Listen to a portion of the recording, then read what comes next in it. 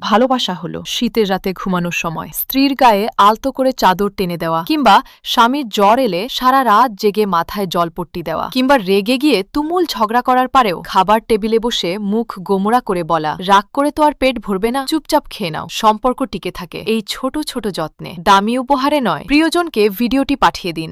স্বামীকে কখনো এই 5টি কথা বলবেন না। 1 নম্বর, তুমি আমার যোগ্য না।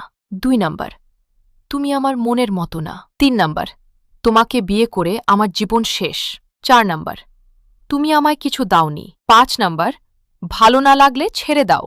স্ত্রীকে বাইরে নিয়ে যেতে অনেক স্বামীর খুব ভয় হয়। কারণটা শুনলে আপনার বুক কেঁপে উঠবে। যখনই তারা বাইরে যায়, স্ত্রীর চোখ আটকে থাকে অন্য পুরুষদের দিকে। সে যেন ভুলে যায় তার হাতটা ধরে পাশে তার স্বামী দাঁড়িয়ে আছে।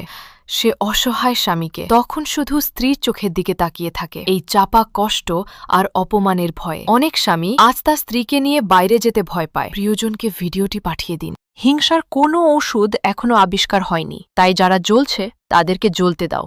তেল শেষ হয়ে গেলে নিভে যাবে। সম্মান আর লাঠি দুটোই তৈরি রাখো।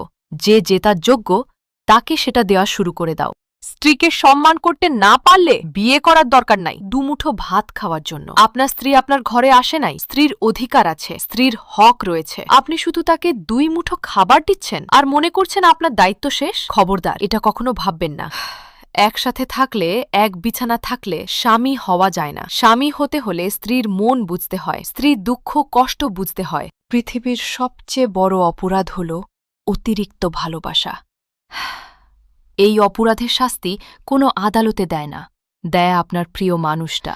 প্রতিদিন একটু একটু করে আপনাকে ভাঙবে, প্রতিদিন নিঃশ্বাসে নিঃশ্বাসে কষ্ট ঢুকিয়ে দেবে।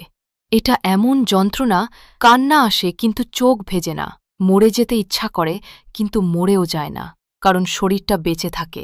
আত্মাটা প্রতিদিন একটু একটু করে কবর হয়ে যায়।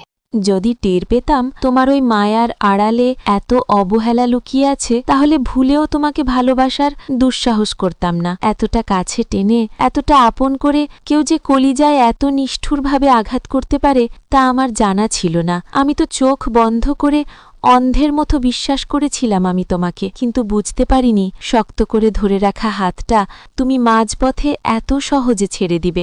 একজন জ্ঞানীগুণী ব্যক্তি একটি কথা বলেছিলেন, এ দুনিয়ায় যতদিন আপনি বোকা হয়ে থাকবে, যতদিন আপনি দেখেও না দেখার ভান করে থাকবেন, ততদিন সবার সাথে সম্পর্ক ঠিক থাকবে। আর যখন থেকে ভুলকে ভুল, সঠিককে সঠিক বলা শুরু করবেন, ঠিক তখনই সম্পর্ক শেষ। তুমি আমার সাথে থাকা অবস্থাতেই আমি তোমাকে হারানোর ভয়ে কেঁদেছিলাম। তখন তুমি বলতে, এত ভয় কেন পাও, আমরা তো আলাদা হচ্ছি না। সেদিন আমার কাছে কোনো উত্তর ছিল না, কারণ তখন পর্যন্ত তুমি শুধু আমার ছিলে। আজ বুঝি সেই কান্না ছিল আজকে শূন্যতার আদাম ইঙ্গিত।